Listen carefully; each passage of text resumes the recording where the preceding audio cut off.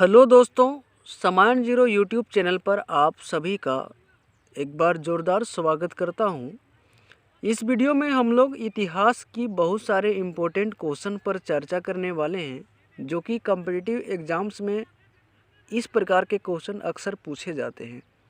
मैं उम्मीद करता हूं कि आप लोगों को यह वीडियो काफ़ी अच्छा लगेगा और किसी भी कॉम्पिटिटिव एग्ज़ाम्स के लिए बहुत ही बेनिफिट होने वाला है इस वीडियो से, क्योंकि अक्सर इस प्रकार के क्वेश्चन ही आपको देखने को मिलता होगा। पहला क्वेश्चन है नंद वंश का संस्थापक। तो दोस्तों नंद वंश का जो संस्थापक है वह है महापद्नंद। अगला क्वेश्चन है शिशुनाग वंश का संस्थापक। तो दोस्तों शिशुनाग वंश का जो संस्थापक था यह शिशुनाग था। अगला क्वेश्चन है यूनानी लेखकों द्वारा अग्रमीज कहा गया है। तो दोस्तों यूनानी लेखकों द्वारा अग्रमीज जो है यह घनानंद को कहा गया है। अगला क्वेश्चन है प्राचीन भारत में पहला विदेशी आक्रमण हुआ था। तो दोस्तों प्राचीन भारत में पहला जो विदेशी आक्रमण हुए थे वह ईरानियों के द्वारा हुए थे। किसके द्वारा हुए थे? ईरानियों के द्वारा। हाइड्रेस्पीज का युद्ध हुआ था। किनके बीच हुआ था? तो दोस्तों हाइड्रेस्पीज का युद्ध सिकंदर एवं पोरस के बीच में लड़ा गया था।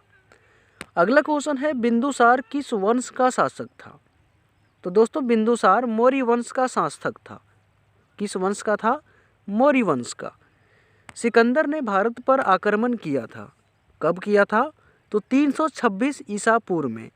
दोस्तों 326 ईसा पूर्व में सिकंदर ने भारत पर आक्रमण किया था। मगध महाजन पद का क्षेत्र था। तो दोस्तों मगध महाजन पद का क्षेत्र था पटना एवं गया वाला क्षेत्र। अगला क्वेश्चन है वत्स्य महाजन पद का क्षेत्र था। तो दोस्तों वत्स्य महाजन पद का क्षेत्र जो था वह इलाहाबाद वाले क्षेत्र थे। कौशल महाजन पद का क्षेत्र था। तो कौशल महाजन पद का क्षेत्र था अवध वाले ही से। दोस्तों अवंती महाजन पद का क्षेत्र हुआ करता था जो कि मालवा जो क्षेत्र है यह अवंती महाजन पद का क्षेत्र हुआ करता था। अगला क्वेश्चन है मगध की प्रथम राजधानी थी। तो दोस्तों मगध की प्रथम राजधानी गिरिब्रिज या राजगीर थी। कहाँ पर थी? गिरिब्रिज या राजगीर। सर्वप्रथम पाटलिपुत्र को राजधानी बनाया। तो यह किसने बनाया था दोस्तों? उदयन ने सर्वप्रथम पाटलिपुत्र को राजधानी बनाया था। 16 महाजन पदों की सूची वाला जैन साहित्य है। तो दोस्तों 16 महाजन पदों की जो सूची उपलब्ध कराती है वह जैन साहित्य है भागवती सूत्र, जिसका नाम क्या है? भागवती सूत्र है। सिकंदर महान के समकालीन मगध का राजा था। तो उस समय मगध का जो राजा था वह घनानंद था। कौन था दोस्तों? घनानंद। प्रथम मगध साम्राज्य का उत्कर्ष हुआ था। तो 6ठी सदी ईसा पूर्व में हुआ था। अगला क्वेश्चन है दोस्तों और इम्पोर्टेंट सा क्वेश्चन है पदयोत कहा जाता है। पदयोत किसे कहा गया है? तो यह अवंती को कहा जाता था। अगला क्वेश्चन है उदयन कहाँ का राजा था? तो दोस्तों उदयन जो था वह मगध का राजा हुआ करता था। प्रसेनजीत कहाँ का राजा था? तो दोस्तों प्रसेनजीत जो था यह कौशल का राजा था। अगला क्वेश्चन है अजातशत्रु का राजा था मगध दोस्तों मगध का राजा था अजातशत्रु। नंद राजा के आदेश से एक नहर को दी गई थी। तो कलिंग को दी गई थी। कलिंग में दी गई थी दोस्तों। नंद राजा के आदेश से एक नहर जो है वह कलिंग में दे दी गई थी। अगला क्वेश्चन है भारत पर आक्रमण करने वाला पहला ईरानी शासक कौन था? तो दोस्तों भारत पर आक्रमण करने वाला पहला ईरानी शासक जो था है मगध राजा अजातशत्रु का सदैव युद्ध रहा। तो मगध के राजा और अजातशत्रु के बीच में हमेशा युद्ध रहा वजी संघ से। किससे रहा था? वजी संघ से। रथमसूल एवं महाशिला कटक का प्रयोग किया। तो अजातशत्रु ने दोस्तों इन दोनों का प्रयोग किया था। अगला क्वेश्चन है नंद वंश का अंतिम सम्राट था। तो दोस्तों नंद वंश का अंतिम सम्राट घनानंद था। भारत में सिक्कों या मुद्रा का प्रचलन शुरू करवाया था। तो सन 600 ईसा पूर्व में यह शुरुआत किया गया था। अगला क्वेश्चन है बिंबिसार ने अपना राजद्रेत जीवक भेजा था। तो दोस्तों बिंबिसार ने अपना राजवेद जो जीवक था वह किसे भेजा था? अवंती भेजा था। अवंती वाले क्षेत्र में अवंती को मगध का हिस्सा बना लिया गया। तो शिशुनाग के द्वारा दोस्तों अवंती को मगध का राज जो है हिस्सा बना लिया गया। मगध सम्राट ने अंग का विलय किया था। तो किसने किया था? तो मगध सम्राट ने बिंबिसार ने किया था। अगला क्वेश्चन है दोस्तों कांसी एवं लिच्छवी का विलय मगध में किया गया था। तो यह दोस्तों बिंबिसार के द्वारा किया गया था। सिकंदर के आक्रमण के समय उत्तर भारत में राज था। तो नंद वंश का राज हुआ करता था दोस्तों जब सिकंदर ने भारत पर आक्रमण किया था। 6ठी सदी ईस्वी पूर्व में भारत का सर्वाधिक शक्तिशाली राज था। तो दोस्तों उस समय सबसे अधिक शक्तिशाली मगध राज्य था। कौन था? मगध। अगला क्वेश्चन है किस राज्य में गणतंत्रात्मक शासन व्यवस्था नहीं थी? तो दोस्तों यह मगध में गणतंत्रात्मक शासन व्यवस्था नहीं थी। सैनिक या सैनिया कहा जाता था। तो दोस्तों सैनिक या सैनिया जो कहा जाता था यह बिंबिसार को कहा जाता था। उग्रसेन कहा जाता था। तो दोस्तों महापद्नंद को उग्रसेन के नाम से भी जाना जाता था। अगला क्वेश्चन और बहुत ही इम्पोर्टेंट सा क्वेश्चन है। कहता है महाजनपद काल में श्रेणियों के संचालक हुआ करते थे। तो श्रेणिक दोस्तों श्रेणियों का जो संचालक थे उसे श्रेणिक के नाम से जाना जाता था। गृहपति का अर्थ था। तो दोस्तों गृहपति का अर्थ था धनी या किसान वर्ग। परामर्शदायी संस्था थी। तो दोस्तों अष्टकूलक जो थी यह परामर्शदायी संस्था थी जो किसी भी फैसले को सुनाती थी। उच्च कोटि के अधिकारी हुआ करते थे। तो महामात्र में दोस्तों उच्च कोटि के अधिकारी हुआ करते थे। किसानों से एक कर वसूलने वाला अधिकारी था जिसका दोस्तों बलिसाधक कहा जाता था। क्या कहा जाता था? बलिसाधक। व्यापारियों से कर वसूलने वाला अधिकारी को शुक्लाध्यक्ष कहा जाता था। क्या कहा जाता था? शुक्लाध्यक्ष। पिता की हत्या करने वाला शासक दोस्तों पिता की हत्या करने वाला शासक अजातशत्रु था। बौद्धवाद प्रचार के लिए प्रसिद्ध भाषा थी। तो दोस्तों बौद्धवाद प्रचार के लिए जो भाषा थी वह पाली थी। महावीर की मृत्यु कहाँ हुई थी? तो दोस्तों यह पावापुरी में हुई थी। जैन धर्म के पहले तीर्थकर थे। तो दोस्तों जैन धर्म के पहले तीर्थकर ऋषभ देव थे और जैन धर्म में कुल 23 तीर्थंकर हुए। कितने हुए दोस्तों? 23 तीर्थंकर हुए। मठ मंदिर एवं स्तूप संबंधित हैं। तो दोस्तों मठ मंदिर एवं स्तूप संबंध रखते हैं बौद्ध धर्म से। बौद्ध धर्म एवं जैन धर्म दोनों के उपदेश दिए। तो यह बिंबिसार के कार्यकाल में दोस्तों ऐसा हुआ था। गौतम बुद्ध ने अपना पहला उपदेश दिया था। कहाँ दिया था? सारनाथ में। गौतम बौद्ध धर्म ग्रहण करने वाली प्रथम महिला थी। तो दोस्तों बौद्ध धर्म ग्रहण करने वाली प्रथम महिला महाप्रजापति गौतमी थी। अगला क्वेश्चन है बौद्ध कहाँ स्थित है?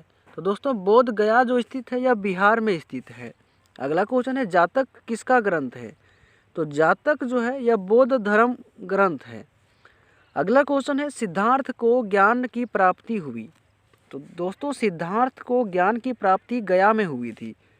सारनाथ में बुद्ध का प्रथम प्रवचन कहलाता है। तो दोस्तों यह धर्म चक्र प्रवर्तन कहलाता है। बौद्ध धर्म ने किस वर्गों पर प्रभाव डाला? तो दोस्तों बौद्ध धर्म ने महिला एवं शूद्र वर्गों पर विशेष रूप से प्रभाव डाला। बुद्ध के गृह त्याग का प्रतीक क्या है?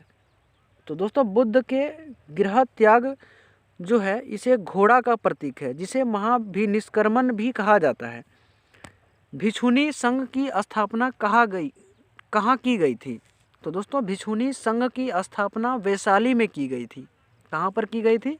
वैशाली में। सर्वप्रथम शून्यवाद का सिद्धांत किसने दिया? तो दोस्तों प्रथम बार शून्यवाद का जो सिद्धांत दिया यह नागार्जुन के द्वारा दिया गया था।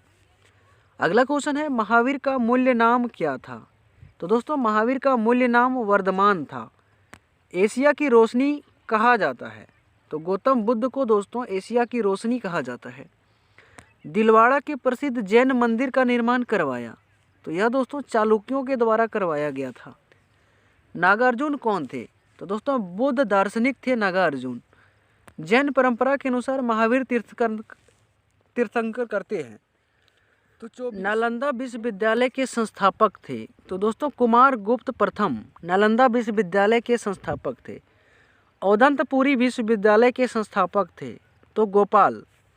विक्रमशिला विश्वविद्यालय के संस्थापक थे? तो यह थे धर्मपाल दोस्तों। वल्लभी शिक्षा केंद्र के संस्थापक थे? भट्टार्क। अगला क्वेश्चन है अनेकतावाद किसका क्रोड सिद्धांत है? तो दोस्तों अनेकतावाद जैन मत का क्रोड सिद्धांत है। बुद्ध के जन्मों की कथाओं का वर्णन है? तो जातक में। दोस्तों जातक में बुद्ध के जन्मों की कथाओं का वर्णन है। निरंजना नदी के तट पर स्थित बौद्ध स्थल है? तो दोस्तों निरंजना नदी के तट पर बोध गया स्थित है। गौतम बुद्ध का गुरु कौन था? तो दोस्तों गौतम बुद्ध का गुरु आलार कलाम थे। अगला क्वेश्चन है बुद्ध ने अंतिम वर्षा ऋतु बिताई थी कहाँ पर? कुशीनगर में। अगला क्वेश्चन है अशोकराम विहार किस स्थान पर स्थित है? तो दोस्तों यह पाटलिपुत्रा में है। चाणक्य का अन्य नाम था? तो विष्णुगुप्त। प्रिंस के मैकियावेली के समतुल्य कौटिल्य का अर्थशास्त्र है? दोस्तों प्रिंस के मैकियावेली के समतुल्य कौटिल्य का अर्थशास्त्र है। अपने बड़े भाई सुशील की हत्या किसने की थी? तो दोस्तों अशोक ने। अशोक सबसे ज़्यादा प्रभावित हुआ था? तो कारुवाकी से। कारुवाकी से दोस्तों अशोक सबसे ज़्यादा प्रभावित हुआ था। अशोक ने अभिलेखों में प्रयोग किया था अर्धमगधी का। दोस्तों अर्धमगधी का प्रयोग अपने शिलालेखों में अशोक ने किया था। देवान प्रियदर्शी किसका नाम है था? तो दोस्तों देवान प्रियदर्शी के नाम से अशोक जाना जाता था। अगला क्वेश्चन है प्राचीनतम राजवंश किसका कौन सा है? तो मौर्य वंश। मौर्य वंश दोस्तों प्राचीनतम राजवंश है। चाणक्य किसका प्रधानमंत्री था? तो चंद्रगुप्त मौर्य का। कलिंग युद्ध के बाद अशोक ने धर्म स्वीकार किया था? तो दोस्तों इन्होंने बौद्ध धर्म को ग्रहण कर लिया था। अगला क्वेश्चन है सांची किसका निरूपण करता है? तो दोस्तों बौद्ध धर्म का। मौर्य साम्राज्य में प्रचलित मुद्रा का नाम था? तो दोस्तों पन मौर्य साम्राज्य के प्रचलित मुद्रा का नाम था। मौर्य वंश का शासक नहीं है? तो अजातशत्रु दोस्तों मौर्य वंश का शासक नहीं है। अशोक का उत्तराधिकारी कौन था? तो कुणाल। दोस्तों अशोक का उत्तराधिकारी कुणाल था। मुद्राक्षस के लेखक हैं? तो विशाखा दत्त। दोस्तों विशाखा दत्त मुद्राक्षस के लेखक हैं। मालवा गुजरात एवं महाराष्ट्र को जीता था? तो यह चंद्रगुप्त मौर्य ने जीता था। सहिष्णुता उदारता एवं करुणा की नीति अपनाई थी? तो दोस्तों अशोक ने अपनाई थी। अशोक के शिलालेख नहीं हैं? तो पाटलिपुत्रा में दोस्तों अशोक के शिलालेख नहीं हैं। चाणक्य किसके समकालीन थे? तो चंद्रगुप्त मौर्य के। नंद वंश के बाद मगध प्रशासन था? तो दोस्तों मौर्य वंश का। अगला क्वेश्चन है मौर्य काल में शिक्षा का सिद्धांत केंद्र था? तो दोस्तों मौर्य काल में शिक्षा का प्रसिद्ध जो केंद्र था वह तक्षशिला था। मेगास्थनीज की पुस्तक का नाम इंडिका है। पाटलिपुत्र के प्रशासन का वर्णन उपलब्ध होता है कहाँ से दोस्तों? इंडिका से। अशोक के शिलालेखों में प्रयुक्त भाषा है? तो दोस्तों अशोक के शिलालेखों में प्राकृत भाषा का प्रयोग किया गया है। जबकि दक्कन पर विजय प्राप्त की थी? तो दोस्तों चंद्रगुप्त मौर्य ने दक्कन पर विजय प्राप्त की थी। मेगास्थनीज ने अब भारतीय समाज को विभाजित किया था? तो 7 वर्गों में। दोस्तों मेगास्थनीज ने भारत को 7 वर्गों में विभाजित किया था। अगला क्वेश्चन अर्थशास्त्र में प्रकाश डाला? तो राजनीतिक और नीतियाँ पर प्रकाश डाला गया। अशोक के साम्राज्य में सम्मानित नहीं था? तो श्रीलंका सम्मिलित नहीं था। जबकि अगला क्वेश्चन है अशोक पाटलिपुत्र को सर्वप्रथम राजधानी बनाया था? तो दोस्तों चंद्रगुप्त मौर्य ने बनाया था। पाटलिपुत्र में चंद्रगुप्त का महल बना था? तो दोस्तों लकड़ी का बना हुआ था। आजीविका को आश्रय देने के लिए बराबर की गुफाएं थी।